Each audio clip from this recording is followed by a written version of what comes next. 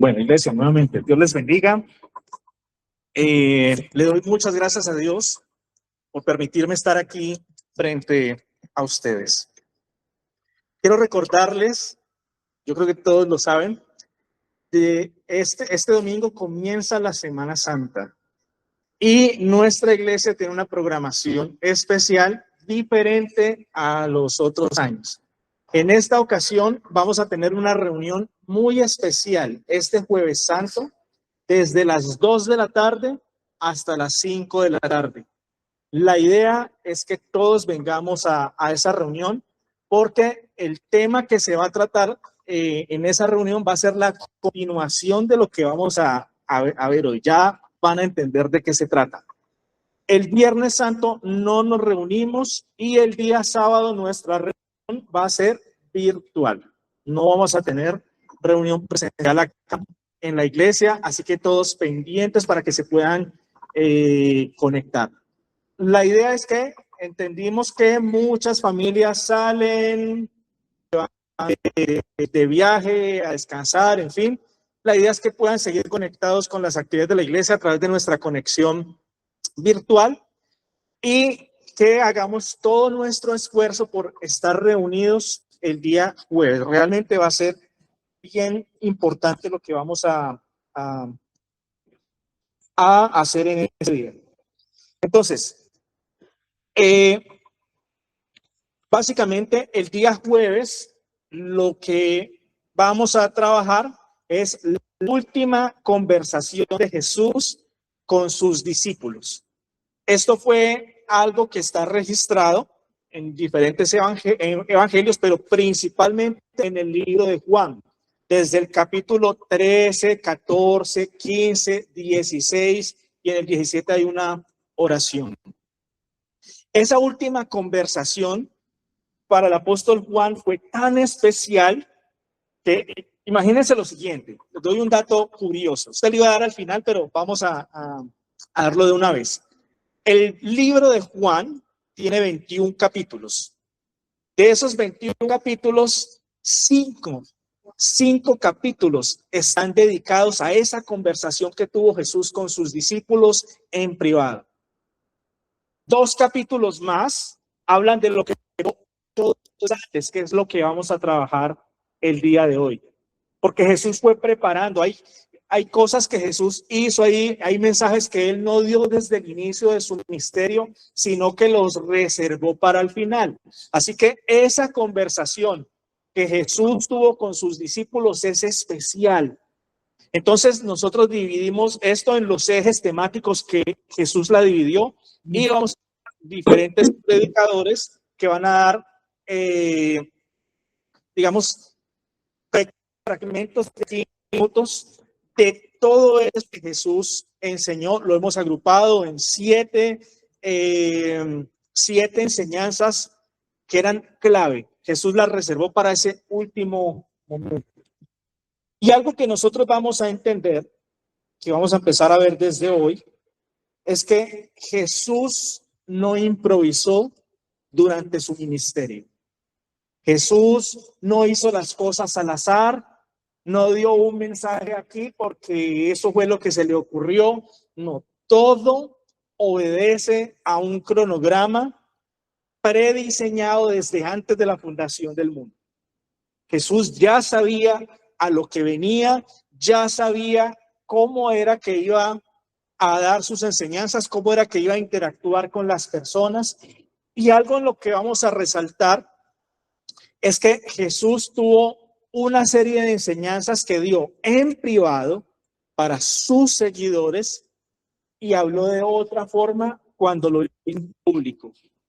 Y esto no era porque él no quisiera que no entendieran las cosas que él quería transmitir. Lo que pasa es que le dio mayor relevancia a los suyos, a los que lo seguían. Y es lo que pasa hoy. El sol sale sobre buenos y malos, pero tú y yo tenemos la oportunidad, tú y yo que lo seguimos, tú y yo que amamos a Jesús, tenemos la oportunidad de escuchar sus palabras de una forma especial como el mundo no quiere escucharlo. Entonces, tenemos que entender entonces ¿Cómo fue la dinámica de Jesús cuando comenzó a enseñar? Al principio del ministerio, sus primeras prédicas casi siempre tenían los mismos elementos. Invitaba a las personas a arrepentirse, porque el reino de los cielos se había acercado. Este fue un mensaje repetitivo en Jesús. Si nosotros vemos el Sermón del Monte, que fue un mensaje que ocurrió al principio de su ministerio, Jesús hace un extracto muy grande. Ese mensaje del Sermón del Monte fue muy especial, pero apunta mucho al estilo de vida, que Dios quiere para las personas que lo siguen. No habló simplemente de leyes, no puso más cargas, habló de estilo de vida, del estilo de vida que sus hijos, aquellos que lo seguimos, debemos tener la respuesta ante diferentes situaciones sociales.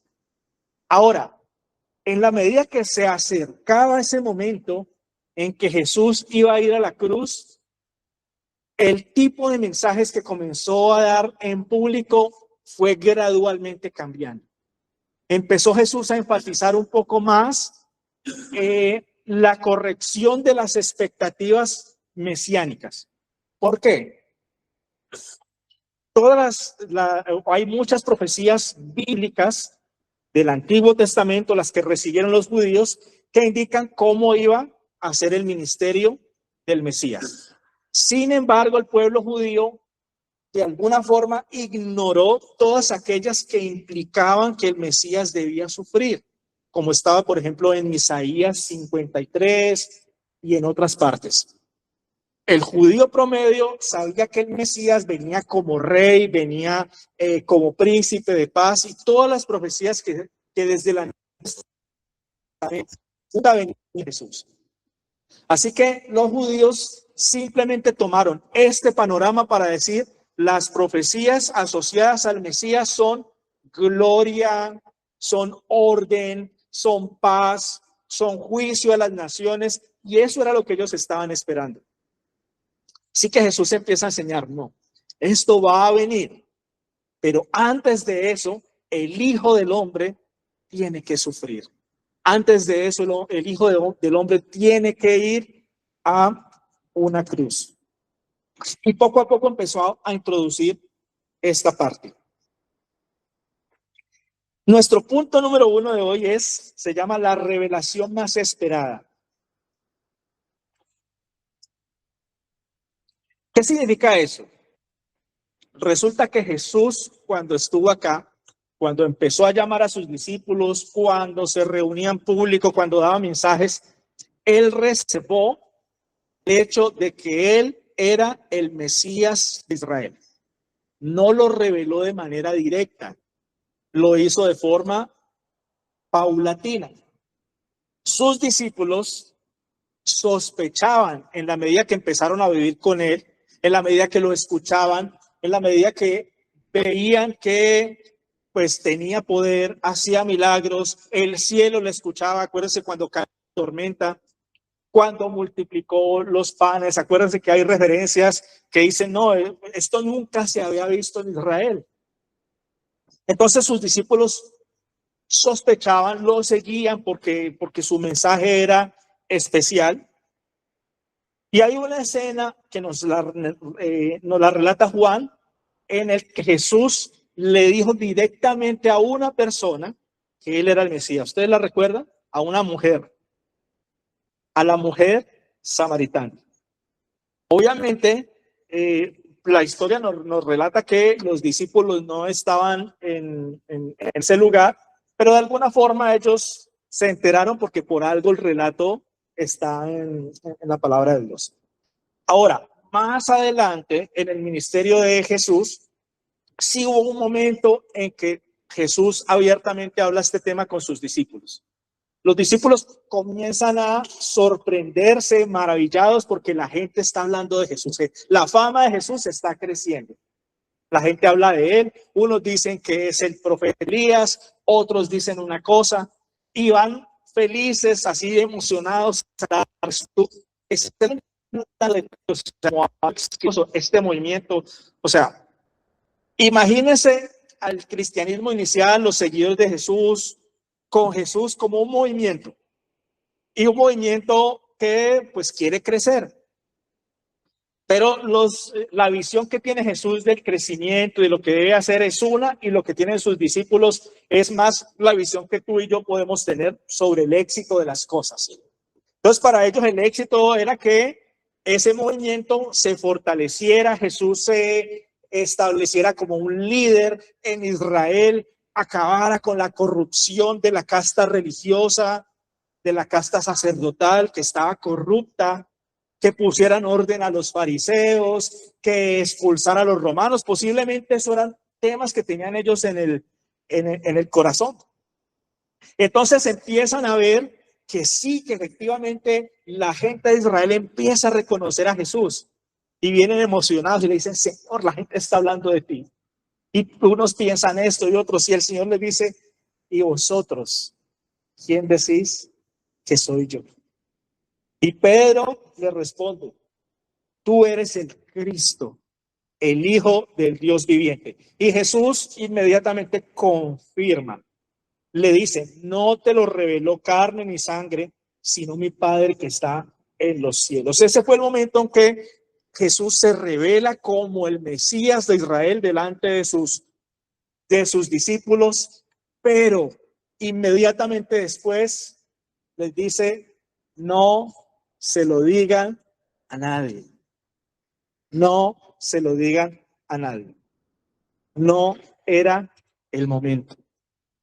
Jesús sabía que esa confrontación, que explicarle al pueblo, explicarle a la multitud que él era el Mesías de Israel, implicaba explicar que él pasaría por el sufrimiento.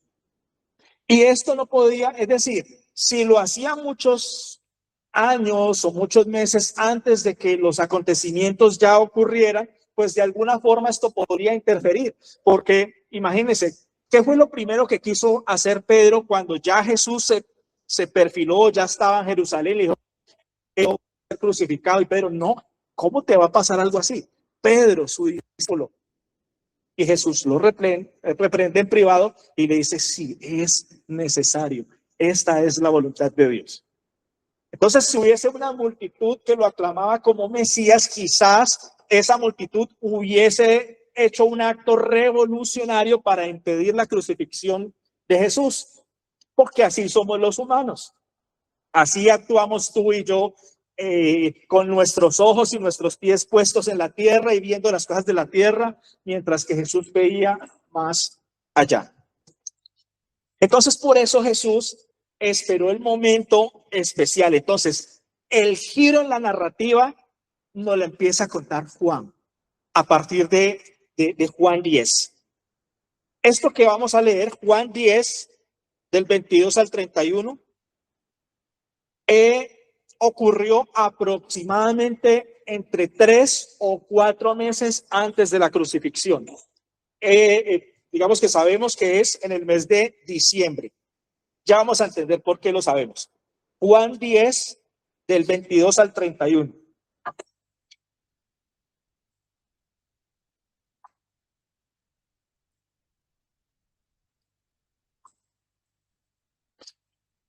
Juan 10, del 22 al 31. Dice así la palabra de Dios: celebrábase en Jerusalén la fiesta de la dedicación. Esta fiesta es la que se conoce como Hanukkah. Siempre es en diciembre. Los judíos hasta hoy la celebran en diciembre. Dice aquí la Biblia, para confirmar, era invierno y Jesús andaba en el templo por el pórtico de Salomón. Y lo rodearon los judíos y le dijeron: ¿hasta cuándo nos turbas el alma? Si tú eres el Cristo, dínoslo abiertamente. Jesús les respondió: os lo he dicho y no creéis. Las obras que yo hago en nombre de mi Padre, ellas dan testimonio de mí. Pero vosotros no creéis, porque no sois de mis ovejas, como os lo he dicho. Mis ovejas oyen mi voz y yo las conozco y me siguen, y yo les doy vida eterna y no perecerán jamás. ni nadie las arrebatará de mi mano. Mi Padre que me las dio es mayor que todos, y nadie las puede arrebatar de la mano de mi Padre. Yo y el Padre uno somos. Entonces los judíos volvieron a tomar piedras para apedrearle. Jesús aquí no simplemente está diciendo, yo soy el Cristo, yo soy el Mesías de Israel, yo soy el enviado. Él está diciendo algo mucho más serio.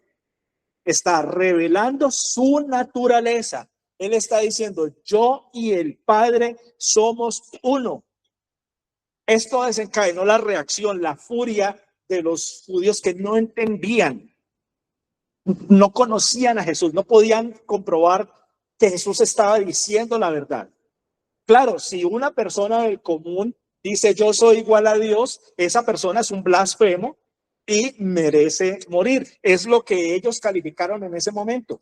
Por eso dice que tomaron piedras. Y en el relato, si siguiéramos leyendo, Jesús les pregunta, ¿por cuál de las obras que he hecho me quieres condenar? Y ellos le responden, por ninguna de las obras, sino porque te haces igual a Dios. O sea, esto no lo había hecho Jesús hasta el momento. Fue en el momento preciso. Esto empezó a elevar la tensión. Esto pasó en Jerusalén. Dice aquí la Biblia que pasó en el pórtico de Salomón, cerca del templo, y esto es en Jerusalén.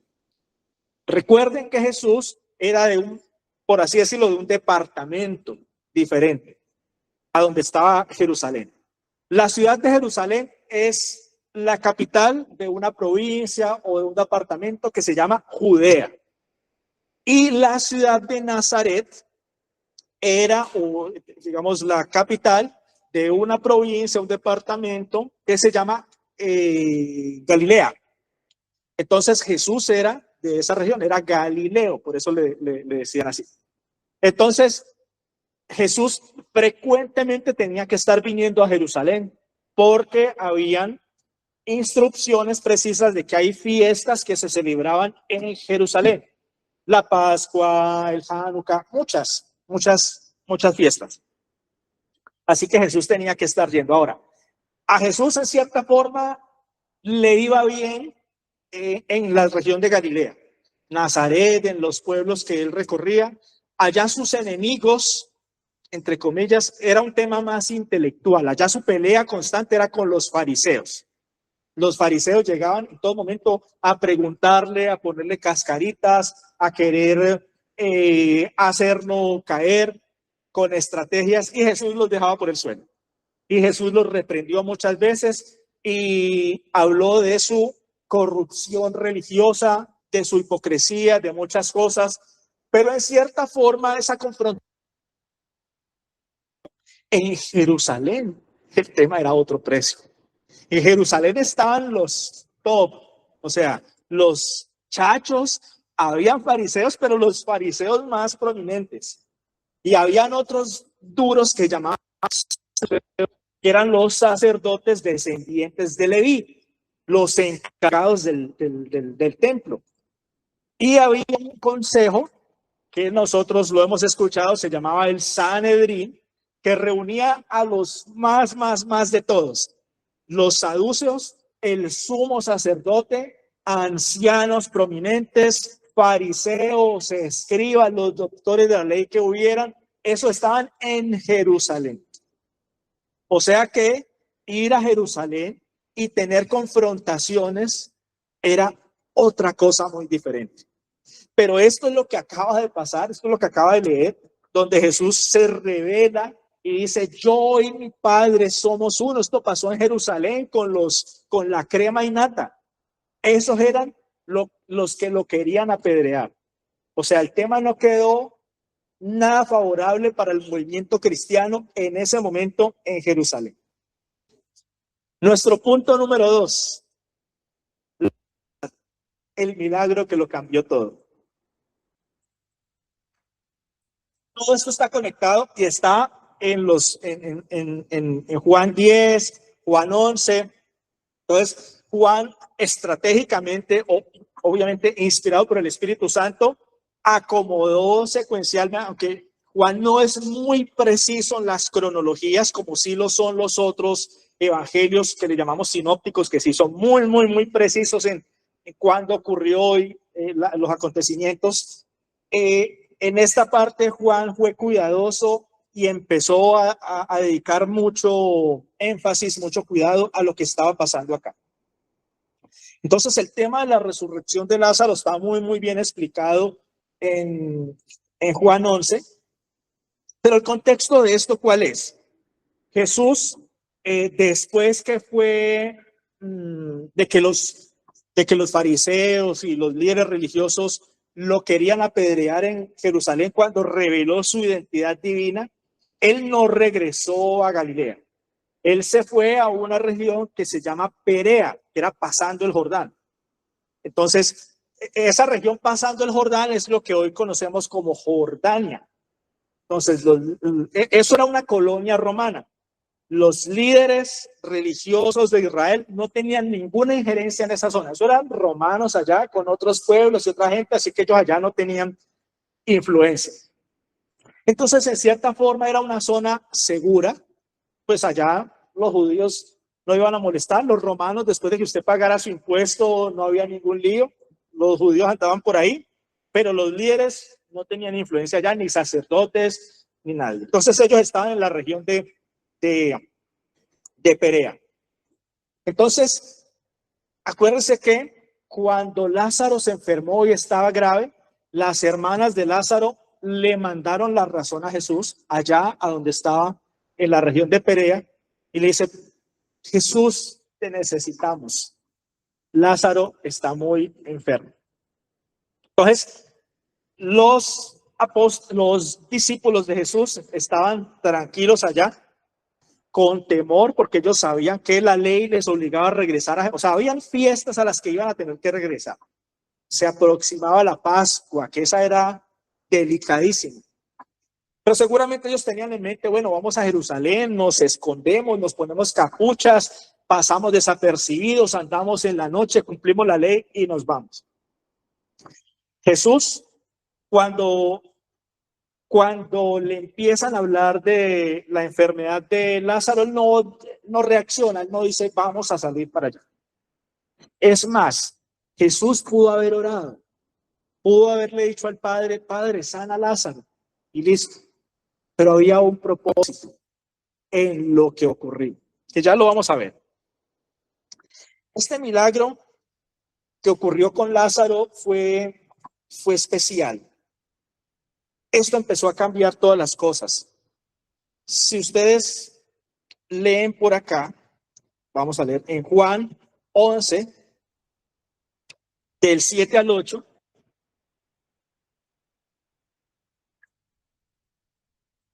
Jesús le habla a sus discípulos y les dice: nos vamos a ir a meter al fogón de nuevo. Juan 11, del 7 al 8. ¿Qué dice? ¿Lo tenemos? Juan 11, del 7 al 8 dice: luego, después de esto, dijo a los discípulos: vamos a Judea otra vez. Le dijeron los discípulos: Rabí, ahora procuramos a judíos y otra vez más allá. Jesús sabe que en pocos días tendría que abandonar a este mundo, así que los discípulos se iban a sentir solos, iban a pensar que este movimiento que ellos veían que estaba creciendo, pues se iba a derrumbar, que todo se iba a acabar. Así que él de una u otra forma creó o permitió esta tensión especial.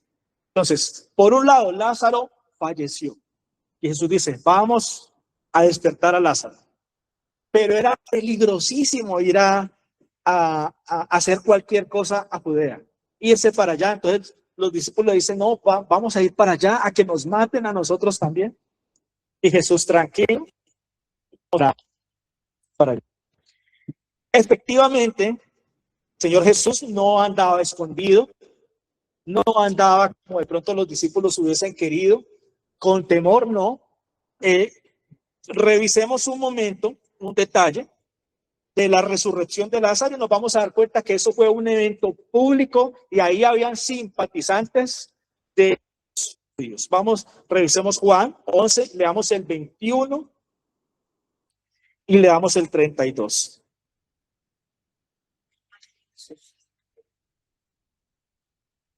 Y Marta dijo a Jesús, cuando Jesús finalmente llegó: Señor, si hubieses estado aquí, mi hermano no habría muerto. Luego en el 32 es la otra hermana, María. María, cuando llegó a donde estaba Jesús, al verle se postró a sus pies, diciéndole: Señor, si hubieses estado aquí, no habría muerto mi hermano. En el 41 al 42 dice: entonces quitaron la piedra de donde había sido puesto el muerto. Estamos en Juan 11, 41 al 42. Y Jesús, alzando los ojos a lo alto, dijo: Padre, gracias te doy por haberme oído. Yo sabía que siempre me oyes, pero lo dije por causa de la multitud que estaba alrededor. No eran dos o tres. Jesús está hablando aquí de una multitud, para que crean que tú me has enviado. Jesús no solamente hace un milagro extraordinario que, digamos, cierra cualquier duda por parte de sus discípulos, porque está mostrando su poder sobre la muerte, porque está mostrando que él puede resucitar a una persona. Que mostró a Marta y a María que no necesitaba estar ahí presente, que él podía actuar, que él no tiene barreras. Pero no solamente fue un milagro extraordinario, sino que lo hizo de manera pública, intencionada y tenía un propósito. Aquí Jesús lo dice: yo sabía que siempre me oyes. Lo que dijimos ahora, Jesús pudo desde la región de Perea haber orado: Señor, sana a Lázaro, y así hubiese ocurrido, pero había un propósito. Jesús quería utilizar esta situación para ir preparando el ambiente para lo que él iba a conversar con sus discípulos.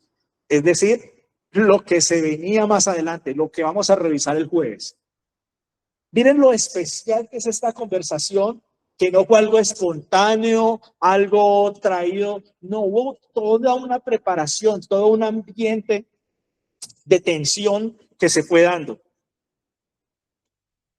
Y para acabar de completar la tensión, el peligro, el riesgo, Jesús hizo algo más que es definitivo.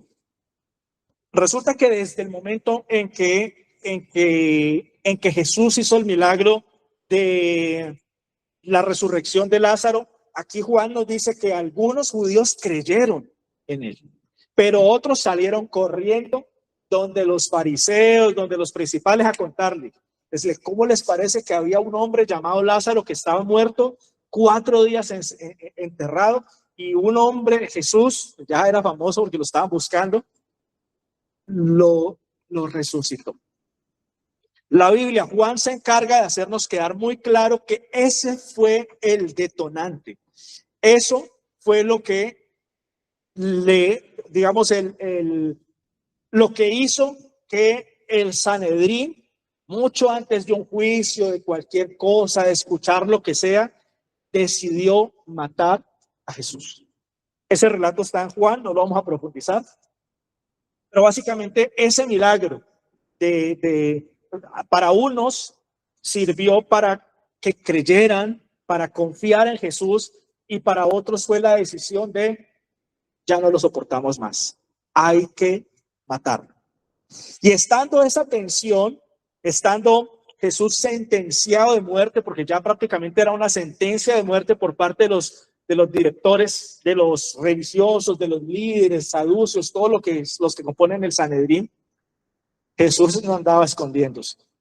Se fue para el templo, volcó las mesas de los cambistas, reprendió a los sacerdotes públicamente, de día, no se estaba escondiendo. Imagínese a Pedro, imagínese a Juan, yo creo que ellos no sabían dónde meterse. Señor, ¿cómo se te ocurre? De aquí no vamos a salir vivos, esto es peligrosísimo. Los judíos, esta casta tenía muchísimo poder. Sus alianzas con Roma, ellos podían hacer que soldados mataran, que encarcelaran, podían hacer lo que efectivamente hicieron. Y los discípulos lo sospechaban. Nuestro punto número 3, la hora ha llegado. ¿Quién planeó todo esto, toda esta tensión? ¿Fue el hombre? ¿Fueron los discípulos de Jesús? No, fue el mismo Jesús. Fue el mismo Dios el que planeó ese momento de crisis, ese momento de dificultad. Y en medio de ese momento de dificultad es que empieza a enseñarles cosas que nunca antes había tocado. Entonces aquí en el 12 vamos a revisar, vamos a leer Juan 12 del 27 al 35, que es el tema. Esto ocurre aproximadamente 8 días antes de la resurrección, de la crucifixión, perdón. Mire que hemos venido revisando temas cronológicamente para entender la intencionalidad de Jesús, cómo Jesús le fue subiendo la temperatura al tema, cómo le fue subiendo la temperatura a las cosas. Y este mensaje de Juan 12, del 27 al 35, es el último mensaje en público que dio Jesús. La conversación que vamos a ver el jueves a detalle, que vamos a profundizar, vamos a escarbar en las perlas que hay allí, fue 100% privada con sus discípulos. Era la voz para ellos, es la voz para ti y para mí. Así que no se la pierdan. Miremos lo que dice Juan 12 del 27 al 35. Dice Jesús así, ya sabiendo que estaba cerca su hora de ir a la cruz. Dice, ahora está turbada mi alma. ¿Y qué diré?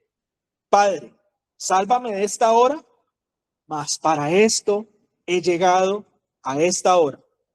Padre, glorifica tu nombre.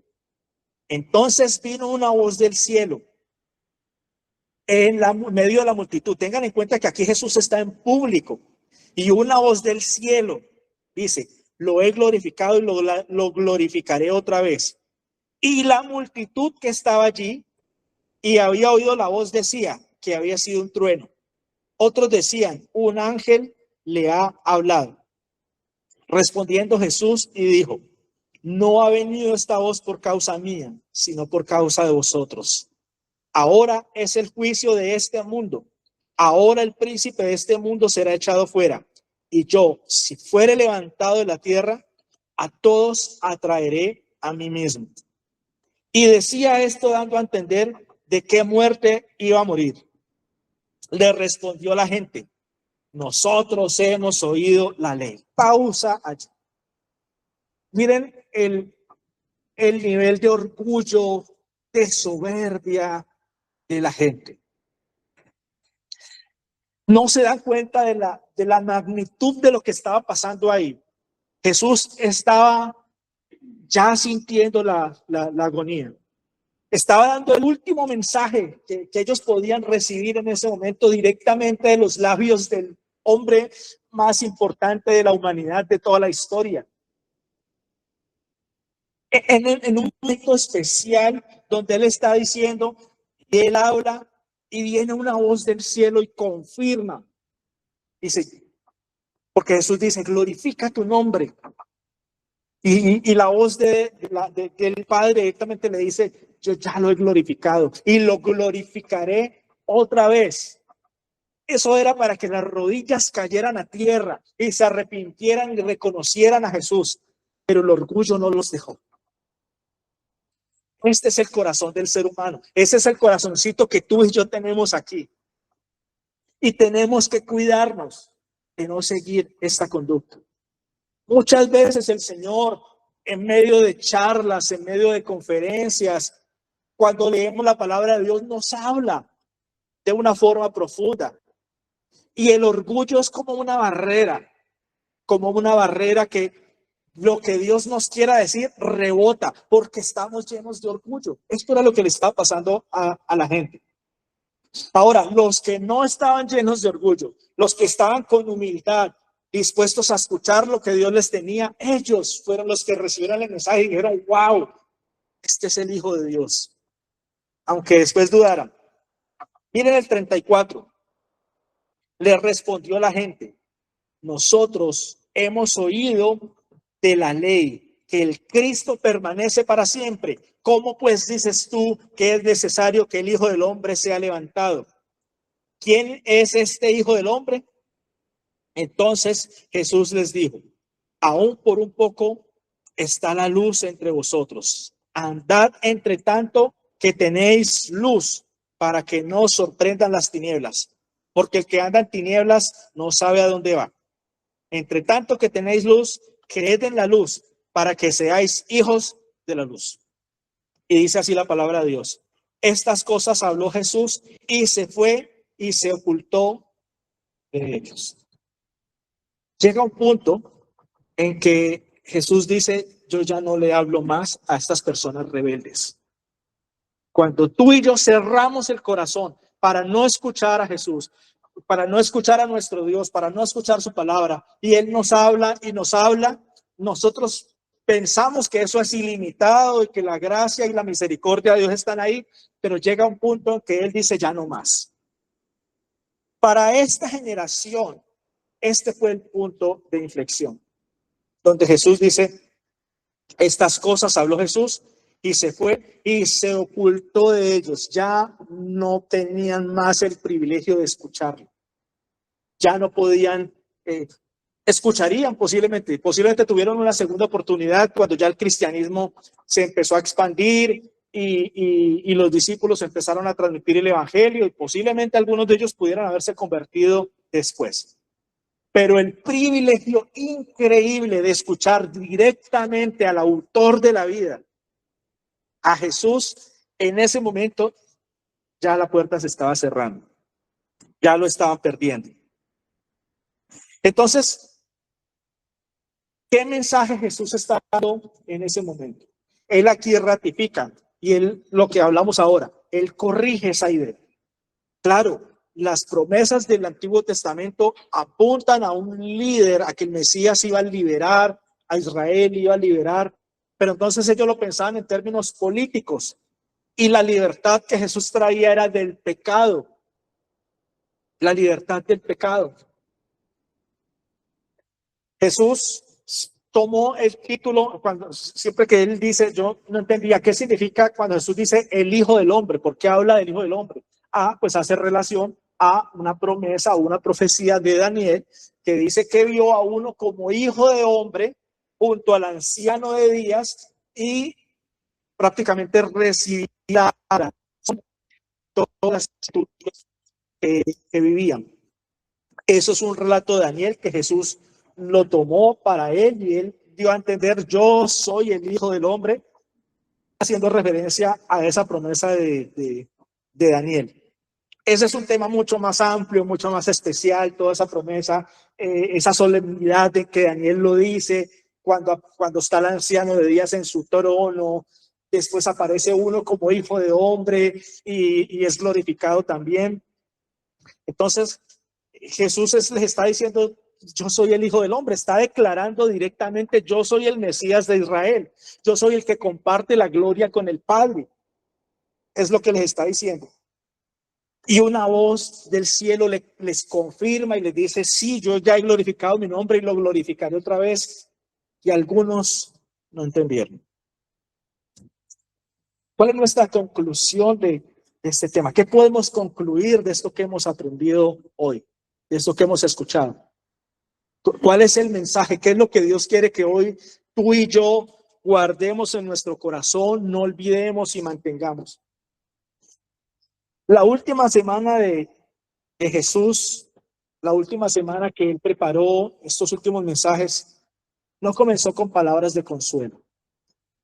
Iban a ser tiempos muy, muy difíciles.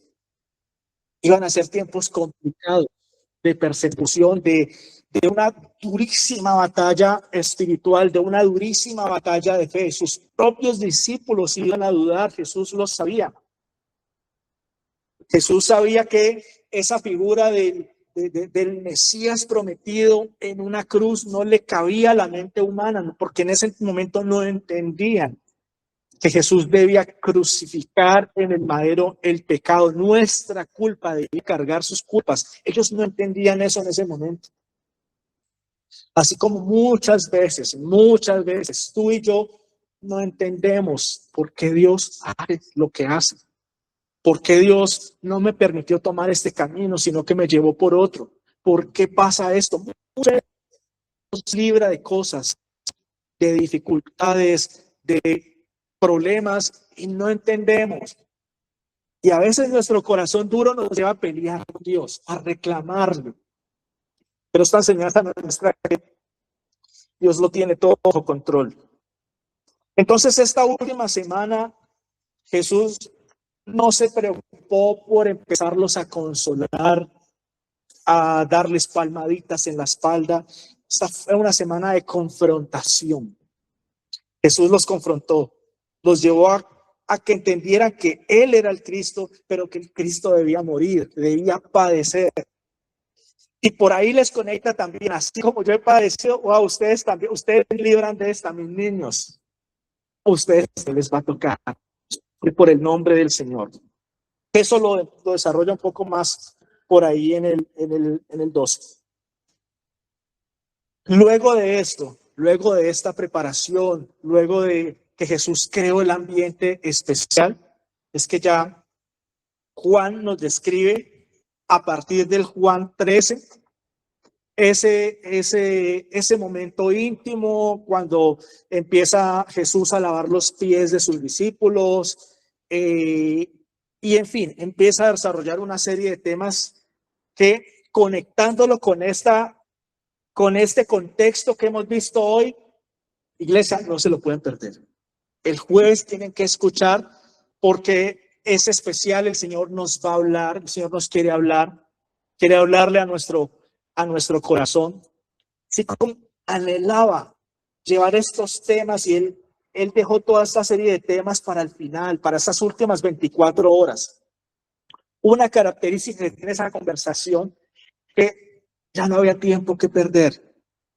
Fue una conversación que tenía que fluir. Jesús tenía que volver a traer. Él les habló muchas cosas, muchos temas a sus discípulos, pero aquí tenía que traer lo importante, lo especial.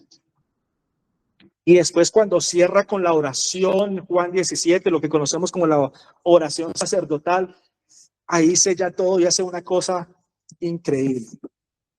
Iglesia, servimos y seguimos a un Dios que no improvisa. Jesús no está improvisando con tu vida ni con la mía. No sé cuántas veces has pasado por dificultades, yo muchas. No sé cuántos sueños de los que tú tenías se han frustrado. Yo tengo muchos sueños que quizás el Señor ha frustrado, pero ha frustrado con un propósito. Imagínense a los discípulos, ¿cuál era el sueño de ellos? No, que Jesús, mejor dicho, se volviera famoso, adquiriera poder político, Israel en pleno lo siguiera, se levantaran ejércitos, hombres de guerra, sacaran corriendo a los romanos que eran perversos, sacaran corriendo a los sacerdotes corruptos que utilizaban el templo para robar y no para la adoración, como debía ser, anhelos que ellos tenían. Sus discípulos varias veces le preguntaron, ¿restaurarás a Israel en este tiempo? La respuesta de Jesús él no estaba pensando en el día a día de lo que estaba pasando allí. Él estaba pensando en ti y en mí. Estaba pensando en las personas que iban a nacer, que necesitaban una esperanza, necesitaban ser libres de la esclavitud al pecado, libres de la condenación eterna. Jesús pensaba mucho, mucho más allá. Esas dinámicas sociales que eran delicadas, pero Jesús iba más allá. Pensaba en el verdadero problema. Y es lo que nos puede pasar hoy. A veces estamos enfrascados en cosas que le queremos pedir al Señor y no vemos respuesta.